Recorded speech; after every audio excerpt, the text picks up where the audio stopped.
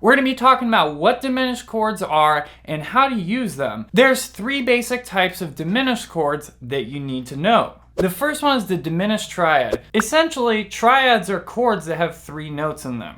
The basic triads all have some sort of root note, third, and a fifth. And the way that we form the different triad qualities is by manipulating the thirds and fifths, raising them or lowering them by half steps while the root remains constant. To form a diminished triad, we take a major triad and lower the third and the fifth by a half step. Here's what that sounds like on the guitar. So we start with the notes C, E, and G, the root, third, and fifth of our major triad. And we lower E and G to E flat and G flat, respectively. This gives us our C diminished triad. One thing that's extremely important to note about this chord is that it's symmetrical, meaning that all the notes are the same interval away from each other. They're all minor thirds apart. This is going to be extremely important later on in this video, so make sure you're paying attention. In any major key, the diminished triad can be found as the 7 chord in the key. In the key of C major, this would give us a B diminished triad with the notes B, D, and F. The reason we know this is a B diminished chord is because a B major chord would give us the notes B, D sharp, and F sharp. D and F are a half step lower than D sharp and F sharp, respectively, thus we have B diminished. The diminished triad is also the 2 chord in minor keys. In the key of A minor, for example, which is the relative minor of C major, B diminished is the 2 chord. The second type of diminished chord you need to know is the half diminished chord. Now we're venturing away from the world of triads and into the world of 7th chords. A 7th chord is a triad, root, third, and fifth, that has a 4th note added on the top, the 7th. All of the different types of 7th chords are derived by manipulating the thirds, fifths, and sevenths while the root always remains constant. A half diminished 7th chord is formed by taking a major 7th chord and lowering the 3rd, 5th, and 7th by half step. Here's what that sounds like. So we start with a C major 7th chord, C, E, G, and B. We lower the 3rd, 5th, and 7th by half step, respectively, to E flat, G flat, and B flat.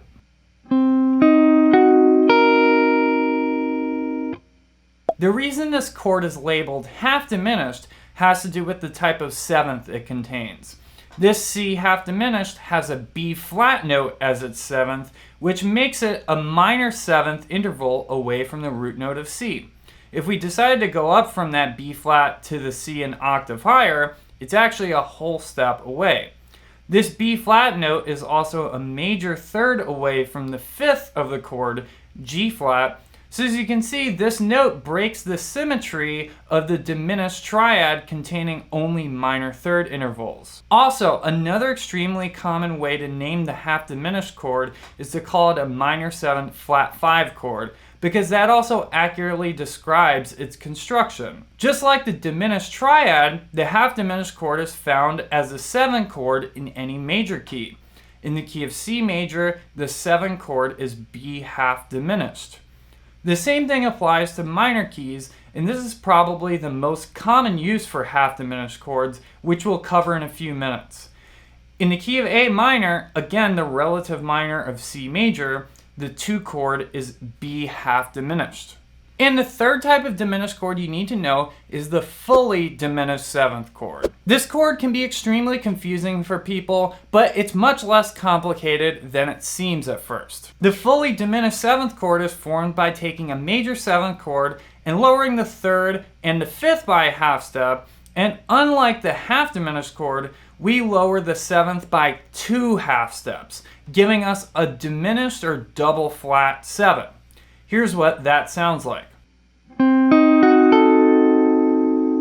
By the way, these voicings that I'm playing are actually not the ones that guitarists usually play. They usually play other kinds of voicings that are easier and much less stretchy, but these are the ones where we stack straight up the root, 3rd, 5th, and 7th, and it's easier to conceptualize in that way. So again, the only difference between the fully diminished chord and the half diminished chord is that seventh. The half diminished chord just has a normal flat 7, and the fully diminished chord has a double flat 7. The fully diminished 7th chord is not found in the major scale. However, it is found in other scales, and the most common scale it can be found in is the harmonic minor scale. And the way we construct a harmonic minor scale is by taking a natural minor scale and raising the 7th scale degree a half step. For example, C natural minor has the notes C, D, E flat, F, G, A flat, and B flat in it. C harmonic minor takes the B flat and raises it to B natural, giving us the notes C, D, E flat, F, G, A flat, and B. In this scale, we can see that there is a B fully diminished 7 chord that can be derived from the notes B, D, F, and A flat, and this is the 7 chord in that scale. I know there's a lot of the number 7 going on here, 7 this and 7 that, but it's important to make the distinction between the 7th when we're talking about a chord tone in a specific chord and the 7 chord in a key. One final thing to notice about the fully diminished 7th chord is that it is, again, perfectly symmetrical. Each of the notes are exactly a minor third apart. Because of this, there are actually only 3 unique diminished 7th chords. For example, B diminished 7 is the same as D diminished 7, is the same as F diminished 7, is the same as A flat / G flat diminished 7. They all share the exact same notes, and the only difference is what note is on the bottom, and sometimes the spelling, which can get kind of annoying. By the way, if you're enjoying this video so far and getting value, make sure you drop a like down below. And if you want me to help you get better, faster at guitar, then make sure you friggin' subscribe to the channel. How we can use diminished chords. For this section of the video, we're gonna focus mainly on half diminished 7th chords and fully diminished 7th chords and what the most common uses for each of those are. Now, there's tons and tons and tons and tons of advanced different uses for all these chords that would take several videos that are hours and hours and hours long each. So we're just gonna focus on the most common practical uses for these chords. Let me know in the comments down below if you want to see a part 2 to this video where I get into those more advanced ways of using these chords. The half diminished chord is most commonly used as the 2 chord in a minor 2-5-1 progression. One thing you need to keep in mind here is that in minor chord progressions, the sounds of natural minor and harmonic minor are often used in conjunction with each other in order to create harmonic motion. For example, in the key of A minor, a 2-5-1 progression would look and sound like this. B half diminished to E7 to A minor.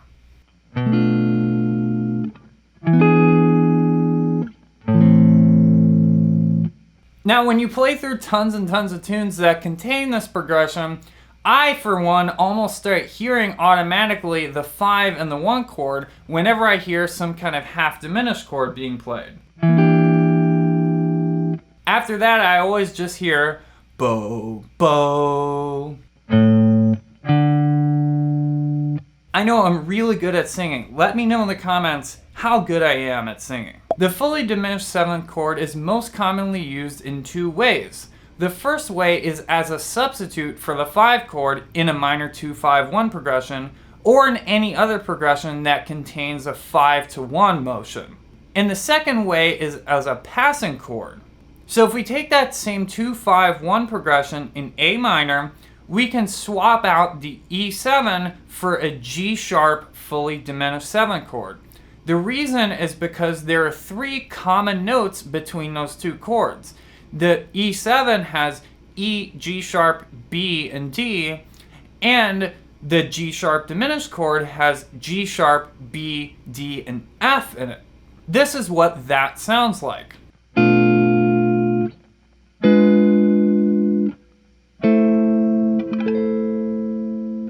The diminished 7 chord functions in exactly the same way that the 5 chord functions, because the 5 chord functions to create tension that wants to resolve to the 1.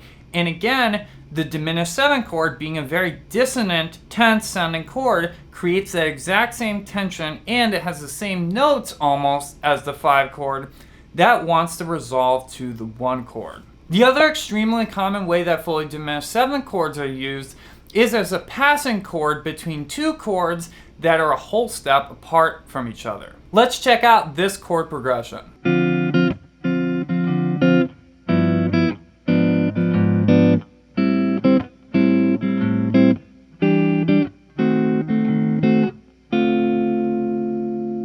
Or something like this.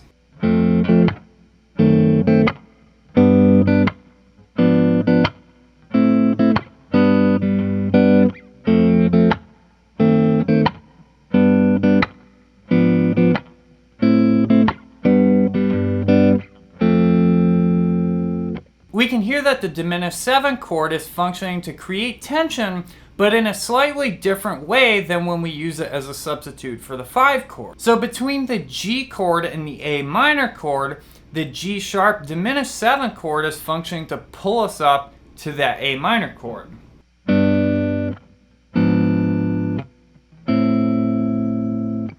And between the E minor and the D minor chord, the E flat diminished is functioning to pull us down to D minor.